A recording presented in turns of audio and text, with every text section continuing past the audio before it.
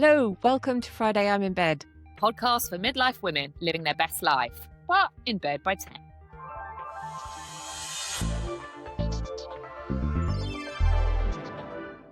This week on Friday I'm in Bed, we're starting with Louis Theroux and his deep dive into the Manosphere. Has it actually helped by shining a light on the grifting and the mindset, or will it change absolutely nothing? And was it even meant to?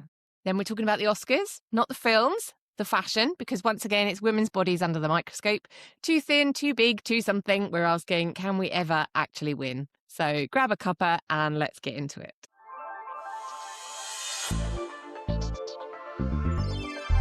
Hi, Kate. How are you? I'm going to start by just apologising. If I start coughing halfway through, I got the post-holiday lurgies, which is like just on its like downward spiral at the end where I'm like, oh no, I'm fine. And then I'm like in the evening, I'm dying. So if I do start coughing, I apologise.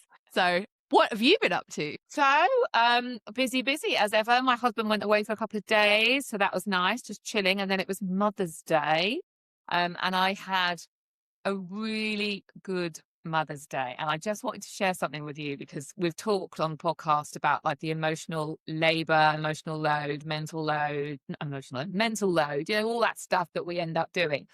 And historically, my Mother's Days have been quite rubbish because I've ended up having very high expectations or having to organize it myself. And my son said to me, what do you want to do on Mother's Day? And I said, I don't know, darling, I'll leave it up to you. And he was like, what? Like horrified, as in, but I don't know what you want, And I was like, well, I don't want to plan my own Mother's Day, if that's okay. Yeah. And then I spoke to my husband and told him about that conversation. I said, I said, I don't want to plan my own Mother's Day. And he went, well, that's not very helpful. And I went, I said, I stand by it. I don't want to plan my own Mother's Day. I think it's time I stopped doing that. And they all created a wonderful day for me. But it was just funny because I pushed back on I'd like to go out for dinner, or I'd like to go here, or I'd like, do you know what I mean? That kind of having to make the decision. Having to make the decisions about your own treats. Yeah. And my husband was like, well, you don't really like surprises. I was like, well, I don't like planning my own surprises. No. Yeah. If you go, if I don't know there's a surprise coming, I might like it. I know. And actually, That being the whole point of surprises.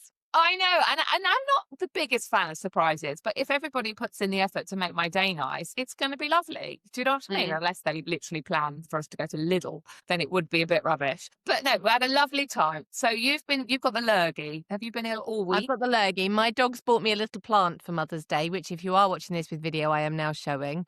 Apparently my dogs have now developed the ability to go to shops on their own and buy me presents for Mother's Day. So that's very clever of them. And they wrote tiny little cards as well. So their handwriting's quite good. So that was cute. But I was a bit of a fail for my own mother because I thought I'd sent her a card and some chocolates and then logged back in and found them still sitting in my basket. So she had that like 3 days late. So never mind. See, no, I'm an awful daughter. I was on track with that. I did do I've bought a Mother's Day card. You need to buy one for your mother. And it was the first year I've ever said that as well. Which felt a bit miserable of me, if you know what I mean. A bit like I went and bought my own and I was standing there in front of them all, but I chose not to buy one. Like it's not like... Yeah, I'm not buying my own Mother's Day cards. No, not for me, for my mother-in-law. So no, oh, right. I see. So, that whole buying your partner's parents things. And I felt mean because I don't do that. Because I was in front of the cards, so I could have bought one, but I thought, no, but I did post it. So I did post this card. Okay, we'll let you off then. Anyway, we've got lots to talk about. We have. We're only going to do 2 topics this week because we're saving up some special ones because you're away next week. So we've got to record to cover your jaunts now as well. So let's get on with it. So the first thing we're going to talk about this week is a thing that everyone has been talking about. I literally seen people who've never mentioned this as a topic before in their lives talking about it. is the Louis Theroux's documentary on Netflix, Inside the Manosphere. It's his first documentary that he's done for Netflix. He's been with the BBC for years. I've watched quite a few. I'm not going to say all because there's probably loads that I've missed that have just slipped through the cracks. But I've watched quite a few of Louis Theroux's documentaries, and I've always quite liked his style. And so I have watched the documentary. Have you seen it, Kate? Yes, I have. Okay. So we're actually both talking from a place where we've actually seen things this week. Oh my God. Well, wonders never cease. Yeah. So Inside the Manosphere, Louis Theroux went and interviewed several influencers. So his main aim of the documentary was to get inside the more extreme fringes of the Manosphere. So these people with ones that get banned on a lot of platforms, basically. The people that are presenting the more extreme ideologies out there and yet still manage to have hundreds of thousands, even millions of followers. So he interviewed several people. I did write their names down in my notes. Justin Waller, who was the guy who has an investment platform and an OnlyFans agency thing, while still claiming that he hates all women and that do OnlyFans and thinks they're disgusting and that he needs to marry a virgin or whatever. But he is married. He has a wife. He has 3 kids. Well, he had 2 kids and 1 on the way, I think. His wife was the one that talked about they having their own lanes. So she was responsible for the household and he was responsible for providing, essentially, which is an interesting thing that we can talk about. They also talked to Sneeko, who seems to have transitioned kind of almost out of the Manosphere a little bit. He was a big Trump supporter, but now he converted to Islam and is now way into his conspiracy theories, talking about secret satanic symbols on the cover of magazines with your eyes covered, and that Satanists run the world. Like, yeah, the real conspiracy theory stuff. I know somebody that has been talking about that for years in our house. So that'll be interesting to talk about. In your house? In my house. That's not my house. Can't wait to get to that. That's a whole other podcast episode, I have to say. Anyway, carry on. And the third guy that stood out to me was quite interesting was Chesticky Doggy. He had an absent father and a strong mother, which was quite interesting. There was clips in there of him talking to his mum, which were very interesting because his mum was a bit like, shut up. But also, I found him very interesting because he said a lot of things on camera that didn't seem to really represent that much what he was like. You know, when he was talking to his mum, he seemed like a very different person. He was going, oh, you know, most women aren't like my mum, you know.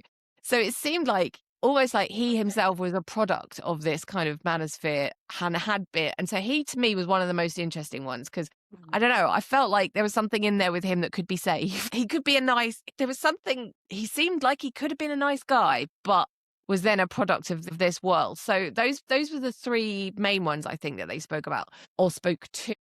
Everyone's talking about how awful it is and how terrible all these attitudes are. I feel like we know that. So that almost doesn't need mentioning. Oh, I don't know. I'll question that one. In my notes, I'm questioning that. I've seen quite a lot of chat about whether Louis Theroux challenged people enough. And this was one that I do want to talk about because, like, having watched a lot of Louis Theroux documentaries, what he does isn't challenge. He always plays that, I don't really know what's going on, which he couldn't get away with so much in this instance because he was literally being live streamed. It was very postmodern. Like, he was being live streamed while he was filming a documentary. I mean, I'd have loved this at university. He couldn't get away with it so much because there was a lot of comments underneath where people going, Louis Theroux, oh, watch out for that guy. You know, we've seen his stuff before. He'll do a hit piece.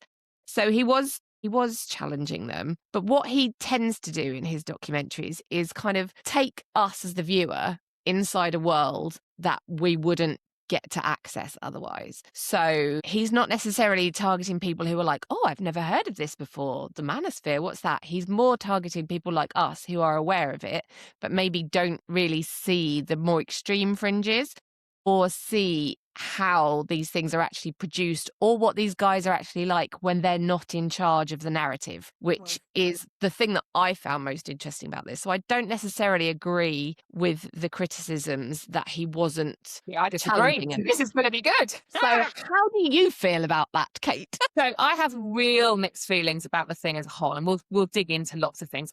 I absolutely understand that Louis Theroux's style is to almost sort of open the window and let us in. And he's very clever in the way he just asks a question and lets them reveal their own toxicity or whatever the topic. And that is what makes his documentary so interesting and clever. However, if you take his documentary on the settlers, for example, I don't know if you've seen that one, he does exactly that to the Jewish settlers in the West Bank. And he holds the mirror, not the mirror, as the opening the window, But he also spent time talking to the victims and the Palestinians. And I feel that his documentary is brilliant. I'm not going to take that away. It's so good and it's interesting. It's entertaining, I have to say, as well. It's scary. It's shocking. It's got all the things. But I do understand where people are coming from, because I kind of feel it myself, is that I just wish he'd taken a moment to open the mirror. I keep saying open the mirror, mirror's wrong. Open the window to the victims. And I think I would have preferred it. And then the argument to that is, well, that's not what he does. But then I would then say, is he the right person to have done this then? Or does there need to be another thing made? Because Louis did what Louis does best. And as you said, which I hadn't thought about, it's generally at people that are already, it's aimed at people that are a bit in the know. You know what I mean? So for example, this one, it was aimed at you and I who kind of know about it. But then that worries me, because there's so many people that don't know about it and are in denial about what their sons are doing, or not in denial, literally are ignorant to what their sons are doing because they don't know. Then how do we capture those people? So whilst I feel like on its own, it was brilliant, but I think there needs to be something else. And I think we'd started with Adolescence on Netflix, where it really showed us. And now we've got the Manosphere. And I hate that word because it makes it sound like, it makes it sound silly and funny. And I suppose, but it is actually a big problem, I feel like now there needs to be something that does talk about the victims, and the victims being young boys and young girls. So I think, and I had this conversation with somebody on my own feed last week, when she was saying that, all the boys, we need to look after the boys. Yes, we do, but it's girls too. And I feel like it missed all of that, but that's not what Louis was set out to do, or was probably paid to do, or tasked to do. But I feel like there's something else that is now needed. Plus, sorry, I'll stop talking in a second. No. As you said, it was aimed at us. So I'm seeing lots of people going, I watched it, I kind of knew this anyway, but I was shocked at how bad it was. And I'm seeing women, mums particularly, saying, I watched it with my 16-year-old and he was laughing at them because they're so stupid. Like in brackets, my son isn't like that, and it's like, great. My son's watched it and thought they're a right bunch of knobs, for example. We're not the problem. It's the people who are watching it with their sons. It's all the other boys. And so I feel like there's something else needed, I suppose, is where I come to at the end of my thought about it. See, I think, because this is why I was like twitching there, because I'm like, I've got all these thoughts like kind of bubbling through my head about it.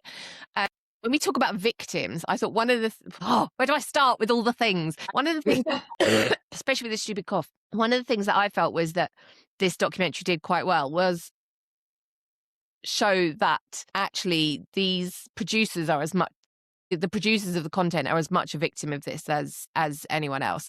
Right at the end of the documentary, they had like videos of these guys when they were like 5 or 6 and when they were like 13 recording stuff for the internet. And it makes you kind of realize that they've grown up in a culture where they have been taught that their value is clicks and likes and followers. So it's not really a surprise that they then end up going down a rabbit hole that takes them to places where they get lots of clicks, even if that's kind of controversial. And the fact that some of them were saying things that they, HS Tiki Toki in particular was one that I saw a lot saying, oh, well, it's for the clicks, isn't it? It's for the likes, and kind of almost seeming upset with himself for the content he was producing, but feeling like he had to keep doing it for the clicks, for the likes, for the views. So I felt that we had Adolescence, and that showed us the impact that this can have on the kids. And we have a lot of chat around violence against women and girls. So I do feel like those things are covered in other Oh, places yeah. a lot in our world. Oh, I don't know. See, But, I feel with I adolescents. felt like seeing how these guys got to where they are, to me, was an area that we haven't covered. It's like they didn't just spring out of nowhere. All these Manosphere producers didn't just like suddenly spring out of nowhere once they were 13-year-old boys. So how did they get 10 years later, 20 years later to where they are now? Yeah, see, I don't think adolescents touched enough on girls and women. I have to be honest, because it was about the boys. Oh, yeah.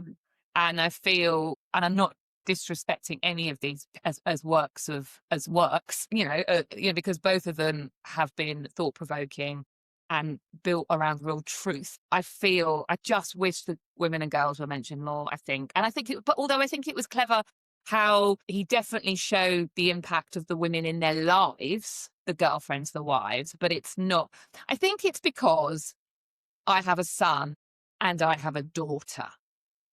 And actually, I worry more for my daughter because of the Manosphere than my son. And now that's partly because I've managed to get him through to 18 and he hasn't gone down the rabbit hole. And I obviously recognize that lots of people aren't in that situation. In fact, millions of parents aren't in that situation. But so I've got him through, but now I've got my daughter and I don't have any control over what's happening to all the boys in her class and what they're seeing and what they're watching and what they're consuming and what they're hearing.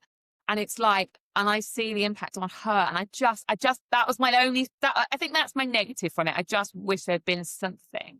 But I have to also say, though, in case I forget, Louis Theroux and his team, I mean, that man standing holding that white dog with the pink, covered in the pink accessories throughout that whole conversation, had totally forgotten that he had that dog in his hand. And I'm not saying a girly dog and a masculine dog, but it was the most girly dog ever. And he was holding it, and it's his dog. Well, his wife's dog, their dog. And then you saw his face suddenly almost realize he's holding this dog. And it just made you realize, back to that, like, they kept that in, like, it's just so clever going back to the actual editing and especially everything. the conversation that they were then having while he was holding that dog, where they got his wife in and she was going, well, maybe not, like, and she was kind of pulling him up a bit. And you kind of really got the impression again from that dynamic between them that what he was saying in public wasn't necessarily what he was saying behind closed doors. So again, I think that bit with the dog and his wife then just kind of like started.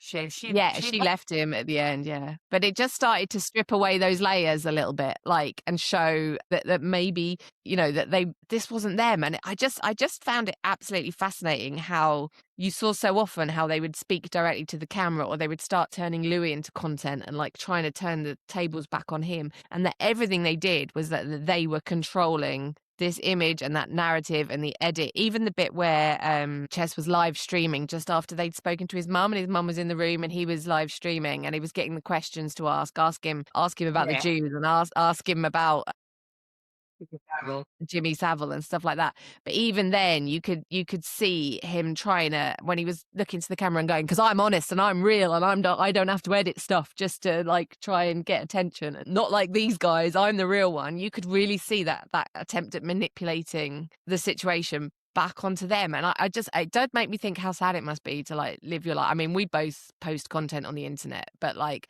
I've never been able to be bothered to pretend to be someone I'm not. It sounds like so much effort, and I kind of feel sorry for them a bit. What's interesting though is you've picked up on that. So you've picked up on that, how they were different. I picked up on that less, actually. I was probably focusing on something else. But my worry is that these 14-year-old kids, if they're watching this documentary now, they're not going to see that nuance. They're not going to note it. Like, they'll see the Ferrari and they'll see the big house and they'll see being in Marbella and they'll see, yeah, I want that. I want that. I just worry. Again, it sounds like I'm really worrying. I actually am worried about it. I think it's worked for you. Like, worked for my son, and watched it and was like, what? This is ridiculous and also scary at the same time. Yeah. But I think there's going to be people that still don't get it, because that's the thing with Louis. I suppose that's another bit about, that's what makes him so clever. but it's very nuanced, isn't it? Like, as Yeah. in, it's intelligent. It's really, the dog, him holding the dog and then realize, like a 14-year-old boy might not even notice the dog. They're just hearing what he's saying. But then I think we're putting a lot of pressure on one documentary to like solve the problem rather than And I just think that's opening that another window. issue. And I think that, I'm sure that there is more work to be done around this. And if this helps expose some of that a little bit and some people might be more aware of, what they're actually dealing with, and maybe publicize it a little bit so that, it kind of gets out there, then that's great. But, I don't think we can ask this one documentary to do everything. And I do wonder But I also. think people are. Well, yeah, But they are. They are, but that doesn't mean it should. No, absolutely. But the risk is that people go, well, it's been done. We've done that exposure. We've done that. Let's move on to the next Oh, thing. no. It's done so well. When was the last time you saw something do really well and then people go, oh, no, we're not going to do any more of that? Well, adolescence, but it's taken a year from adolescence to now. We can't wait another year before the next thing. I think that's where I just hope there's just a plan, a follow-up. Is it being talked about in Parliament, for example? Not I'm putting all my trust in the politicians to fix anything, but they should be talking about it. Yeah, I mean, Something violence needs to against happen. women and girls, and therefore that we think we've spoken before about the plans to do classes for the boys in school, and are we risking like demonizing the boys? It is such a complex issue. I don't think an hour-long documentary is gonna fix it all. But as a documentary, I did find it very interesting. Yeah, obviously upsetting, but I just feel like we can't expect it to do anything. And I do wonder how much ended up on the cutting room floor, because again, I imagine they had hours and hours and hours of footage, and this is just they had to cut it down to an hour. So when you're talking about the stuff with the women, there were bits with the women. They interviewed some of the women from, is it Justin Waller's OnlyFans thing that he runs, that he works with and takes a cut. They interviewed some of them and they were saying, does it bother you if you think that he thinks you're disgusting? And she was like, well, not really. Yeah, but they interviewed women that weren't bothered, allegedly. This was, and then there was a podcast. They did a podcast recording where they had women in and started shouting, and a couple of them walked out. I wish that they'd followed up and then interviewed the women that walked out, but maybe they did and it just didn't make the final cut. So we don't know exactly what did and didn't make the cut for this, because obviously it's then edited and crafted to make the point that they want to make. So maybe they decided that the point that they wanted to make was to expose those contradictions and that they're idiots, rather than to focus on the harm, which is something that has been covered elsewhere in things like adolescence. And I literally can't think of any programs now, but there's, no, I don't think I can think of any now, I have to say. I think there's a lot of work still to be done. It started that conversation. I just hope the conversation carries on. The other thing that really stood out to me, we've talked about this before, we talked about Australian banning social media for under 16. I say I don't think it's the right thing to do, and obviously it's been debated recently for the UK and it hasn't gone through, but obviously there's a lot of people fighting for it to go through. One of my main concerns for a social media ban is that, well, we banned it, job done, let's move on to the next thing. And what this shows is that you can access these people through Spotify, through Apple Music, or through any podcasting app, and they're using Telegram to communicate and to get money from people, which is a it's gone from my head, a communication app, like a forum. Yeah. And that wasn't on the list. So it's kind of, again, that highlighted that social media is a toxic place. Don't get me wrong. But if you just remove it, those men will not lose their voice. They will find. I mean, there were several there. There were several on there that had been banned from multiple social media apps over the years, and yet their content was still being seen. So yeah, Exactly. I think that that's a very good point, and I think we do need to accept now that like banning kids from social media is starting to become a bit like banning them from public places. Like it's just not possible. Well, that, and when back social media encompasses so much more than a couple of platforms. Facebook. There's just there's just too much. And then they're obviously monetizing it. I think that's just the other thing. I think was really good that it was highlighted that it's a business. That guy was like, I am a salesman. Literally, they are what we call grifters, like making money from vulnerable people. And again, I think people forget that bit or don't realize that bit. Obviously, people talk about the effect it's having on young people, violence against women and girls, you know, the loneliness epidemic of boy, you know, all that you talk about. But actually, these guys are getting rich off the back of it. And I think that was eye-opening. I mean, I obviously realized they were, but it was very blatant. And it's kind of like, you're still at home, you know, still feeling bad about yourself. And, you know, but look at him in his Ferrari. I don't care about you. And in several instances, it was worth noting that they were profiting off the work of women still as well, despite their absolute disgust. I know. And the irony of that guy, whichever one it was, I can't even bother to say their names, dragging Bonnie Blue for doing what she does. And she just does it for clicks and clout. And it was like, what are you doing, mate? Yeah. That was, crazy. It would be interesting for them to then take all the stuff from the cutting room floor and do one that focused more on the women that had popped up, because they do pop up, which suggests to me that there is more content out there that didn't show up. And it was interesting, quite a few of them had absent fathers. I think it was whatever his name, HS, who had a HS particularly. They talked about that. And I thought, what came to my mind was one of the abuse that women get online if they reject them or if they are feminist or whatever, is that they've got daddy issues. It's a line that is thrown at women all the time in a really flippant way. So it was really interesting to realize that these people, anyway, I'm not going to say they had daddy issues, but they had absent fathers and they, you know, and trauma from that. Yeah. So it's interesting I'll say it, they had daddy issues. But the thing, if you won't say it, Kate, I'll say it. They had daddy issues. I just don't like that phrase, because no, I know the onus needs to be on the dad, not the person, if you know what I mean, the dad that left or whatever. But again, it was, you know, interesting that the thing they throw at us, these guys anyway, had themselves. But I have to say, I can't end this segment without mentioning the final scene when he's like, I don't want a juice mummy. And she says, what's that on the floor? And he starts cleaning it up. And I'm like, I've no disrespect to anyone that loves their mum or anyone that does the cleaning, because you absolutely should.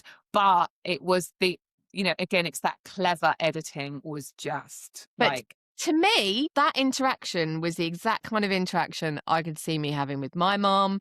That was the most normal bit of the whole thing, because he wasn't controlling, presenting a persona. This is why that guy, particularly HS, I was like, I feel like somewhere in there's hope for him. I really want to hope that in like 10 years time there's a documentary on how HS transitioned away from that and is now like a massive advocate for girls and women. But he needs to move away from the strip in Marbella or wherever he was. Because again, although I looked at that and I was just like, it's just like lads abroad. It was like that when I was 16, 17, you know, and then you think, you know, there's part of me that's like, well, it was like that then, you know, that's just normal in those places. And then I was like, oh, but then haven't we moved forward? With hope. You know, and I definitely don't want my daughter going to Marbella for the week. Yeah, I think it's a massive conversation and there's obviously much more to be said on it. But if you haven't seen the documentary, I would recommend giving it a watch for sure. And watch it with your teenagers. Yeah, if you have them. If you got them. Don't just grab some random ones off the street and make them watch it with you. That would be weird.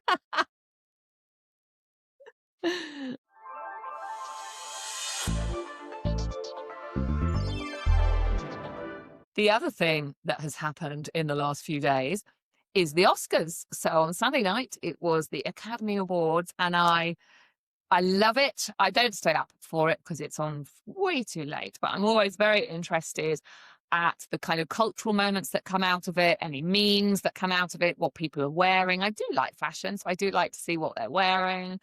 One of the things that stuck with me this year, and it's not even this year, it's every year, but it's stuck. I haven't had a podcast every year, so I haven't had the vehicle to talk about it. So this year, I'm going to talk about it. And that is how on Monday after the Academy Awards, my entire feed is full of people dissecting what women look like. But not in I like that dress, that's pretty, I like that colour concept, because of course that's how we look at fashion. It's about their bodies and who wore it best. And that woman was too thin and that woman was too fat. And just this kind of ongoing narrative about the women who turn up at the Oscars versus the men who turn up at the Oscars. Now, it's easy to say the men that turn up at the Oscars just wear black suits, but actually men's fashion has evolved, and there were men with sheer tops, and there were men with flamboyant brooches, and there were men, well, you go back to the Brit Awards a week ago, there was, you know, I was going to say the return, that's not, the arrival of wearing ballet pumps as men, Harry Styles, for example. But again, it's not discussed in the same way. So I just would like to just have a conversation, as well as a conversation about the Oscars, about this, you know, how the women turn up on probably the most exciting day of the year for them, if they've been nominated, versus the scariest day of the year, because they're going to be analysed and pulled apart in an industry where you've always historically been told your worth is in how you look. You know, it must be an absolute nightmare for them. And I've seen headlines like Anne Hathaway totally unrecognisable with her new face. And I looked at the picture and I thought, she's totally recognisable. It's Anne Hathaway. Do you know what I mean? And then going on Anne Hathaway, she wore Givenchy, this black embroidered beautiful dress, and Rose Byrne, I think it was Rose Byrne, turned up in a similar dress, but by a different designer, not the same dress. And how embarrassing. Probably not embarrassing. You know, they probably went, oh, you look great, but probably said, congratulations on being nominated for Best Actress. You know, good luck is probably what they said. You know, and so it's this women pitted against each other. Obviously, there's been Demi Moore, for example, and Nicole Kidman, who are visibly thinner than they were last year. So lots and lots of debate around them without actually knowing anything about their health. Lots of conversation about Heidi Klum being too big without anybody discussing the fact that she's already been online or in the press talking about menopause, weight gain, and her journey with menopause. So it's kind of like all this stuff, and it's been driving me now. So I thought I'd talk about it this week. Okay. See, kind of torn on this because for my whole life, I've loved a best and worst dressed list. Like, I don't know. It feels like it's part of the. I know what you mean, but the fashion is part of the fun of these events, I think. Yeah, definitely. And they all know that that's part of what's. I mean, obviously they don't want to be on a worst dress list. They want to be on a best dress list. Maybe. I mean, I don't know. When Bjork turned up dressed in a swan, do you think she thought she was going to make it onto the best dress list, worst dress list, or did you just think she was going to get a picture taken? Yeah. So I feel like it's part of the fun of it sometimes, some of these things, and just going and there's also a bit of escapism in it as well, because you and I aren't going to the Oscars. I mean, never say never, but we ain't going to the Oscars. Certainly not next year, I should wager, unless something very radical changes in our lives. We're not going. So there's a little bit of escapism in watching these people wearing gowns that cost more than your house and diamonds that cost more than your house, and then going, oh, well, I think she could probably have done better. Like, do you know what I mean? So there's a bit of escapism in that. I think really? I love fashion. I love fashion. I share the fashion, but it's when they I know they look too fat, or they look too thin, or they look too old. I was getting there, Kate. I was getting there. Just checking. So that I think is part of the fun. But see, there's a but. Good. There's two things. One of them is that there's a massive asymmetry in how we focus on the men and the women there. You do get, they do get mentioned. Pedro Pascal quite often shows up on a best dress list. Oh, I imagine he equally shows up on some worst dress lists from people who are a bit like, don't like men to be fashion forward. But they certainly don't get the amount of critique that women get when they go to these events. So yes, that is fair enough. And maybe one day we can eventually have men who are a little bit more peacocky and we can get some more, we can pick on them too. But yes, women's bodies coming under criticism is a different issue entirely than whether I like their multi-million-pound diamonds or not. We are seeing more and more of that in kind of like GLP world where we're criticizing them for losing weight, we're criticizing them for not losing weight. I think I actually sent you the thing with Heidi Klum in it because I hated her dress. I did not like Heidi Klum's dress at all, but people were saying she was fat, and she's by any things not fat anyway. And even if she was, really, that's not that. Why are we discussing her body? It's none of your business. You can discuss the fashion and whether you like the dress she wore or not, but kind of criticizing her and saying, oh God, she looks hideous, she looks so fat in that dress, is a different issue entirely, and something that women very specifically are quite often subject to. So But it was also, the yellow dress, wasn't it, with the flowers that went yeah, it up wasn't around her yellow. neck that she wore. Yeah. But it's worth saying that women, you said, are subject to it, but women are quite often the worst people for saying it Oh too. yeah, absolutely. You know, I worry. Yeah. So Heidi Klum is one example. As I said, I shared a post about her, I think last week or the week before, because she has been talking about gaining weight in menopause. And right now she's not planning on doing anything about it apart from staying healthy and happy. I made a post about that because actually we've become, as I say, a nation. I don't even think it's a nation. You know, it's almost like that's not acceptable now either. You know, you have to lose weight. But then when you lose all the weight, you're then told off for having help or going on a diet or trying to lose the weight or the vanity of losing the weight. But then it's like you just can't win. And I know that some of the examples I've given, so for example, Demi and Nicole are very slender right now. But I think that's a slightly different conversation.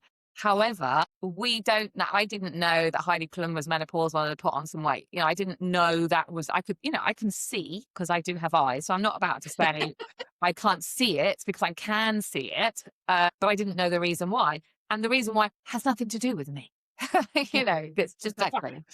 and I do worry. I'm seeing so much about the women at the thinner end, and I worry that we are presuming they've taken a GLP-1, but we don't know they have. We are presuming, like we're blaming them for doing it, but we don't know the facts, and it worries me because we've got to a place now where how do I want to put this? Obviously, I don't want to promote being unhealthy at any end of the spectrum. But we are so quick to make judgment on women, particularly when we don't know what's happening. An example is the late Catherine O'Hara, who from Schitt's Creek, who love. But the last time she was seen in the awards, she was painfully thin. And there was commentary about that, but we now know she was ill. I'm not saying that these women are. I have no idea. But the point is I have no idea, and that's the point. So we need to be careful. I just think personally. Yeah, I get exactly what you're saying here. Is that we, under all circumstances, we always think that this chat about women's bodies, particularly, just shut it down. Like, fashion's one thing. You can discuss fashion, you can discuss whether you like a dress or something. And a lot of the chat I've seen has talked a lot about how the use of GLP-1s by celebrities for this kind of, for vanity, I guess, to be smaller, a lot smaller, they weren't overweight to start with, you know what I mean? Using the drugs for reasons they weren't intended for. Yes. Has kind of shifted the bar a little bit. So what we're seeing as normal now, when we are criticizing women's bodies, we are calling people fat who may have been in the perfectly fine range before. So that bar is shifting lower and lower and lower. So the criticism is getting leveled at more and more and more women, and women are therefore feeling under more and more and more pressure to look thinner and thinner and thinner at these events, and then they can't win. Basically, can't win. And then people then make memes and content literally dragging them, and they don't know anything about them or the reasons behind it or anything. They don't know them. I think, you know, that's just what I think that's the bit I kind of come away with this week. We are not talking about a beautiful gown anymore. And I'm sure we did the same last year and the year before, but it feels more extreme each time. And maybe, you know, you could argue that's because people look more extreme each time, but I don't know. I mean, even Jessie Buckley, back to fashion, I've seen so many things like, actually, this is something I see a lot and it makes me really annoyed. I think these are like, you know, the people that come around your house and tell you that you're an autumn or a winter, you know, like colour, fantasy people. I don't know what their official name is. And obviously that's a thing. There's nothing wrong with that as a thing. But I'm seeing loads of content of Jessie Buckley, who looked stunning. And won Best Actress. And won Best Actress, and it is an amazing actress and singer, and she's funny and yeah, she's amazing. But they're taking the visual, because obviously this is about fashion, and they're saying she shouldn't have worn those colours, and she shouldn't have her hair like that, and she shouldn't wear that makeup because she's an autumn or whatever she's supposed to be. And then they make her AI changes their entire outfit and their hair, and they go, "That's better. That's what she should have worn." I mean, to write wow. Just leave the woman alone. She's just one Best Actress, but also beautiful and is clever and talented. Anyway, that annoys me. Her acceptance speech I thought was nice as well. She dedicated her award to a lineage of women who continue to create against all odds. Yes. Which I thought was very kind of bittersweet, considering waves hands, all of this, the state of the world at the moment. Yes. And what we're talking about, that kind of criticism. So I thought that was lovely as well. But yeah, again, it's taking that focus off her achievements, and all she is then reduced to her appearance and what she wore on that day, when we should also, I mean, fine, don't like her dress, whatever. But, it's worth acknowledging, she won Best Actress. Must be quite exciting for her. I know. There was, so there were another couple of kind of bits about the Oscars that I did want to mention, about more positive. Some of them more positive. So Autumn Durrell Akapor won Best Cinematography for Sinners, and she's the first woman to ever win Best Cinematography. So that was another achievement for women at the Oscars. I don't know what she was wearing. I'll probably check. Someone didn't like it somewhere, I imagine. And Chloe Zhao was once again the only woman nominated for Best Director. I think there's only been once in history when more than one woman has been. But her outfit for the Oscars, the black one, that was her Oscars outfit. So this is one of my pet topics, because she has been turned into a meme. She was wearing, and again, I think this was her Oscars outfit. I've seen it. I need to go off and double check this now. Black and a black veil. Oh, yeah. I know who you're talking about now. I'm sorry. Yeah. Yeah. But they've just found out that the Buffy reboot's been cancelled or won't be going ahead with Hulu. So she's like a meme everywhere now that she's in mourning because they've cancelled the Buffy reboot. So I'm quite enjoying that. Sorry, as like an epic Buffy fan, I was very much looking forward to the reboot being done by women, not by Joss Whedon, and kind of, so that's a disappointment for me. She didn't win Best Director again. A man won it. There was a lot of women who were nominated things who couldn't beat it was men that won a lot of things again. But I think it's worth remembering that the women there, regardless of their frocks, exactly, had great achievements behind them. Yeah, and regardless of their bodies. And it's such a shame. And obviously there are narratives out there about the success. I mean, Jessie Buckley's speech, and she's the fact that she's the first Irish Best Actor. So that's had a lot of reporting, which is great. But yeah, it just would be nice if we focused more on that. Would be nice. Thank you very much. Need to see Hamlet.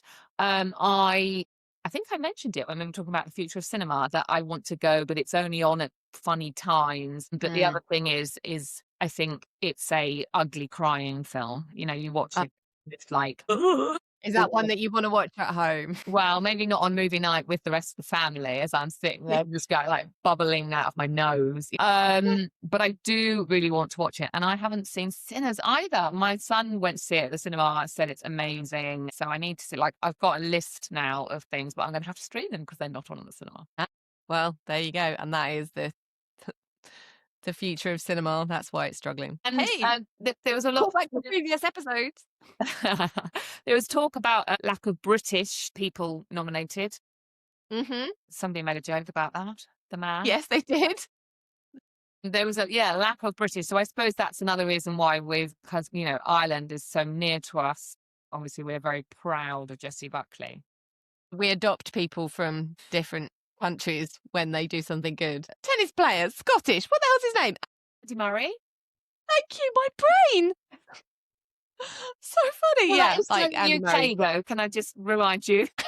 Anyway, so don't comment on women's bodies. But the point is we don't know what's going on, and we've seen it with Sharon Osbourne, the daughter. What's she called? What's Sharon Osbourne? Kelly Osbourne. Kelly Osbourne. I think both of our brains gone. Yeah, but we've seen it so much with Kelly Osbourne. Is this the narrative around menopause in action? So yeah, just don't comment on it. And for the record, Pedro Pascal wore a very nice white Chanel, I think, with this big Oh, kind of starbursty flower thing. he looked Go check him out. amazing.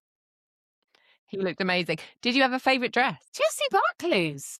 I loved it. Red and pink, like it. Amazing. And Yeah. Oh, was that the one with the big? it's red across and then pink. It's just Yeah. stunning. Stunning. Stunning. Simple. I was quite fond of Demi Moore's feathers. There was a lot of feathers. Feathers were Yeah. returned because Nicole Kidman had feathers on too. Mm. So, but because I have a wedding blog and things, obviously do look at it from a bridal perspective. All the awards kind of feeds into sort of trends that you then see in bridal and stuff. Yeah. So there were some, things like Emma Stone wore a dress that looked like you or I would have worn it in the 90s.